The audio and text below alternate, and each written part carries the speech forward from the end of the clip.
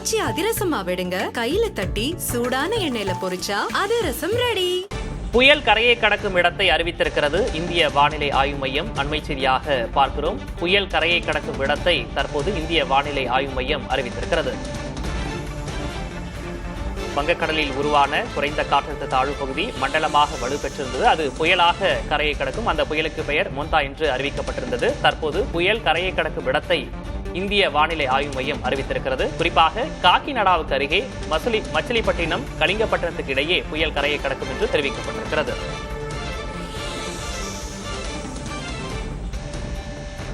காக்கிநாடாவுக்கு அருகே மச்சிலிப்பட்டினம் கலிங்கப்பட்டினத்துக்கு இடையே புயல் கரையை கடக்கும் என்று அறிவிப்பு வெளியாக இருக்கிறது. விவரங்களை செய்தியாளர் வீரகுமாரிடம் கேட்கலாம். வீரகுமார், முழு விவரம். விக்னேஷ், வங்கக்கடல்ல நிலவக்கூடிய இந்த காற்றழுத்த தாழ்வு மண்டலம் நாளை மறுநாள் புயலாக வலுப்பெற்று பின் தீவிர புயலாக ஆந்திராவில் இருக்கக்கூடிய கடற்கரைகள்ல கரையை கடக்கும் என வானிலை ஆய்வு மையம் ஏற்கனவே தெரிவித்திருந்தது. இந்த நிலையில இந்த புயல் கரையை கடக்கக்கூடிய அந்த அக்யூரட்டான பகுதியை வானிலை ஆய்வு மையம் தெரிவித்திருக்கிறார்கள். குறிப்பாக 28ஆம் தேதி மாலை முதல் இரவுக்குள்ள காக்கிநாடாவை சுற்றி இருக்கக்கூடிய ஆந்திர பிரதேசம் காக்கிநாடாவை சுற்றி இருக்கக்கூடிய மச்சிலிப்பட்டினம் மற்றும் கலிங்கப்பட்டினம் இதற்கு இடையில தான் இந்த ஆந்திர பிரதேச கடற்கரைகள்ல இந்த மோன்தா புயல் கரையை கடக்கும் என இந்திய வானிலை ஆய்வு மையம் தெரிவித்திருக்கிறார்கள். குறிப்பாக இந்த புயல் கரையை கடக்கும் போது 90 முதல் 100 கிலோமீட்டர் வேகத்திலையும் இடையிடையே 110 கிலோமீட்டர் வேகத்திலையும் காற்றினுடைய வேகம் இருக்கும் எனவும் இந்திய வானிலை ஆய்வு மையம் தெரிவித்திருக்கிறார்கள். ஏற்கனவே இது தீவிர புயலாக தான் கரையை கடக்கும் என வானிலை ஆய்வு மையம் தெரிவித்திருந்த நிலையில இந்த புயல் நம்ம தொடர்ந்து பேசலாம். தற்போது நமது இணைப்பில் சுயாதீன வானிலை ஆய்வாளர் ஹேமச்சந்திரன் இணைந்திருக்கிறார். ஹேமச்சந்திரன், புயல் கரையை கடக்கக்கூடிய இடம் என்பது தற்போது அறிவிப்பு வெளியாக இருக்கிறது. இதனால் தமிழகத்திற்கு எந்த அளவுக்கு இருக்கும் காற்றின் வேகம், என்ன விவரம்? குறிப்பா பார்த்தோம்னா நம்ம காலை பதிவு செய்திருந்தோம். இந்த புயல் ஆந்திர மாநிலம் நோக்கி நகரும். குறிப்பா மச்சிலிப்பட்டினத்திற்கும் விசாகப்பட்டினத்திற்கும் இடையே கரையை கடக்கும் என, அதே போன்ற ஒரு காக்கிநாடு அருகே தான் கரையை கடக்கும் என்ற ஒரு நிலை தற்போது அறிவித்திருக்கிறார்கள். இந்த சூழல்ல இந்த புயல் ஆந்திரா நோக்கி நகர்ந்தாலும் தமிழகத்தில் மழை வாய்ப்பு விலகவில்லை.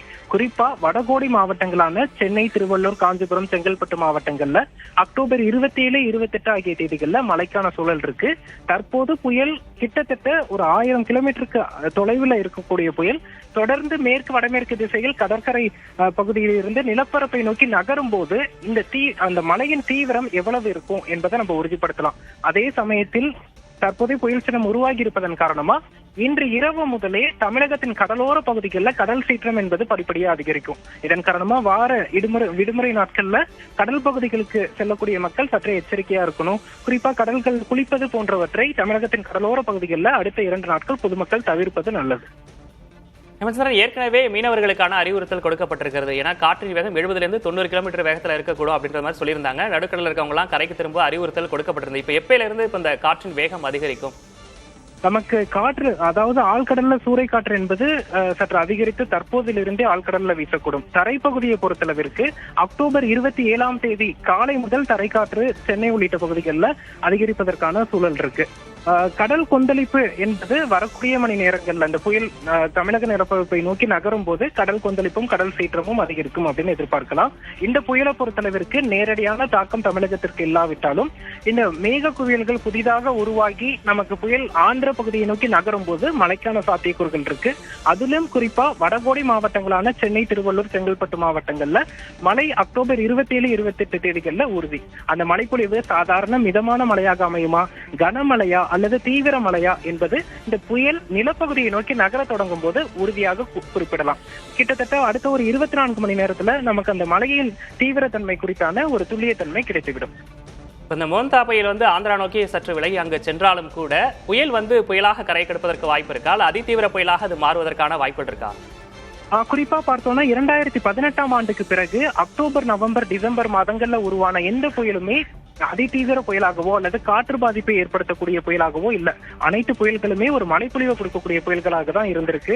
அதே போல தமிழகத்துலதான் கரையை கடந்திருக்கு. இந்த மோந்தா புயல் ஆந்திர பகுதி நோக்கி நகர்ந்தால் கூட ஆந்திராவிலும் மழைப்பொழிவை கொடுக்கக்கூடிய ஒரு புயலாக தான் இருக்குமே தவிர காற்று பாதிப்பையோ அல்லது காற்று சேதத்தையோ ஆந்திர மாநிலத்துல ஏற்படுத்தாதுன்னு எதிர்பார்க்கலாம். இது ஆந்திரா நோக்கி நகர்ந்தாலும் கூட இப்போ சென்னை இந்த கேடிசிசி ஜோன்ல எப்படி இருக்கும் மழையோட அளவை பொறுத்த வரைக்கும்? மழை அளவு பொறுத்தளவிற்கு நமக்கு வந்து மழை உறுதி அது வந்து 5 சென்டிமீட்டர் மழையா 15 சென்டிமீட்டரா அல்லது 25 சென்டிமீட்டரா என்பது அடுத்த ஒரு 24 மணி நேரத்துல நமக்கு உறுதிப்படுத்தலாம். குறிப்பா சொல்லணும்னா 2005ஆம் ஆண்டு இதே போன்ற ஒரு ஆழ்ந்த காற்றழுத்த தாழ்வு மண்டலம் ஆந்திர மாநிலம் ஓங்கோல் அருகே கரையை கடந்துச்சு. சென்னைக்கு அருகில் வந்து ஓங்கோல் அருகே கரையை கடந்துச்சு. அந்த கரையை கடக்கும் போது 24 மணி நேரத்துல சென்னை நுங்கம்பாக்கத்துல 42 சென்டிமீட்டர் அளவிற்கு அதீத மழை பதிவாகி இருக்கு. அதன் காரணமா இந்த நகர்வு அப்படிங்கிறத நம்ம தொடர்ந்து கண்காணிக்கணும். இந்த நகர்வை பொறுத்து சென்னையில எவ்வளவு மழை என்பதை நம்ம அடுத்த ஒரு 24 மணி நேரத்திற்குள்ள நம்ம வந்து உறுதிப்படுத்தலாம். இணைப்பில் வந்து பேசியமைக்காக நன்றி திரு ஹேமச்சந்திரன். வீரகுமார், உங்களுக்கும் நன்றி.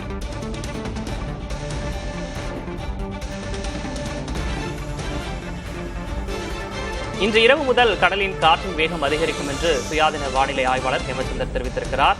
மழையின் தீவிரத்தன்மை புயலின் நகர்வை வைத்தே அமையும் என்றும் அவர் தெரிவித்திருக்கிறார்.